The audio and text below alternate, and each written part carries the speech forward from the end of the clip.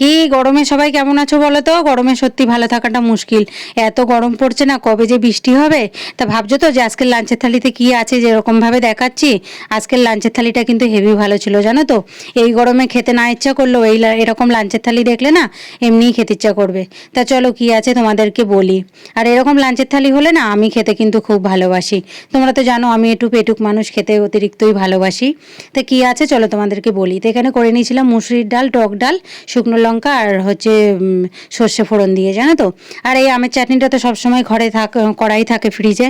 তা সেই আমের চাটনিও নিলাম। আর এই যে হলো আকর্ষণ জিনিস জানো তো, এই যে আলু সিদ্ধ। এই গরমে না টক ডালের সাথে এরকম আলু সিদ্ধ খেতে কিন্তু হেভি লাগে। তা আমি একটা শুকনো লঙ্কা ভেজে মাখিয়ে নিয়েছিলাম, তোমরা চাইলে অ্যাভয়েড করতে পারো।